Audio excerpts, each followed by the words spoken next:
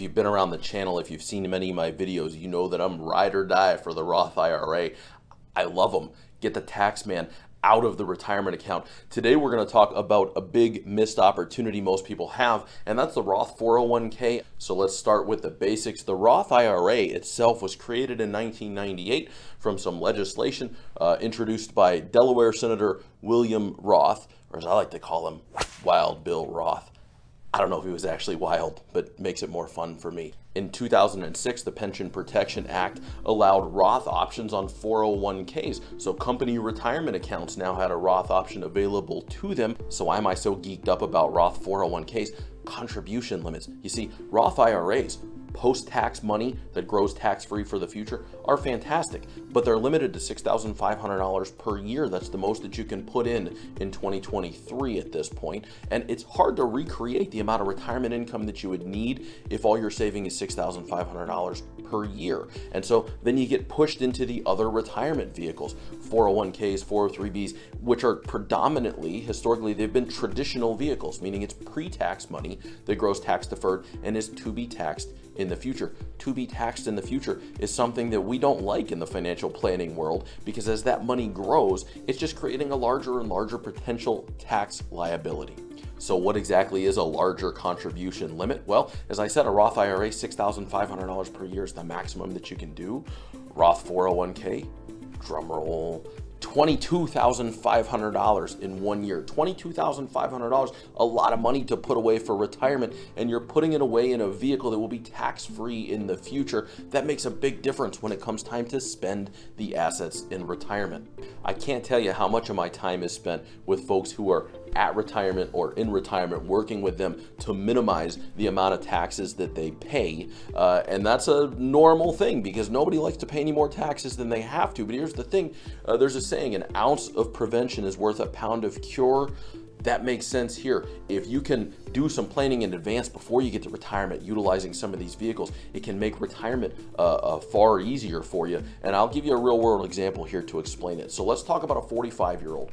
They're putting away $12,000 a year for retirement. They're going to retire 20 years from now. Let's say they get a 7% annual return and they're in the 22% bracket. So pretty run-of-the-mill circumstance. What's the difference if they put that $12,000 a year away pre-tax or post-tax using traditional 401k or Roth 401k? I'm glad you asked. I'm going to show you.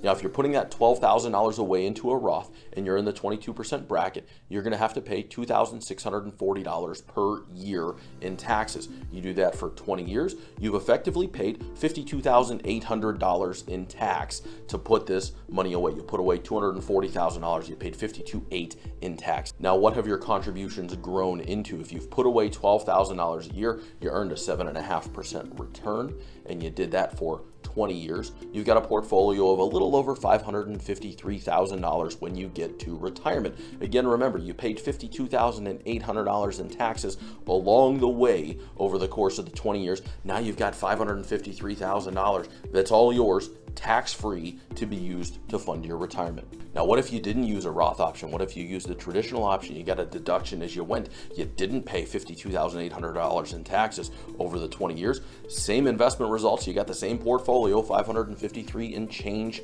thousand for retirement. Let's say you're still in that 22% tax bracket. How much are you going to pay in taxes now? Well, you don't have to pay them all at once, but guess what? 22% of that figure is over $121,000. Over $121,000 in taxes or $52,000 in taxes. I'll let you figure out which is the better route. No, I won't. I'll tell you, the Roth is the better route. It makes more sense to pay the taxes along the way because you're paying tax on the contribution, and all of the money that it earns over those years of being invested is tax-free, as opposed to getting the deduction, but only for the contribution amount, and then paying tax on the whole ball of wax when you get there. So how do you take advantage of this wonderful opportunity? Well, the first thing is, I'm assuming you've got a company retirement plan, a 401k, a 403b, something like that. Find out if it has a Roth option. Most large employer plans at this point offer a Roth option inside of the plan.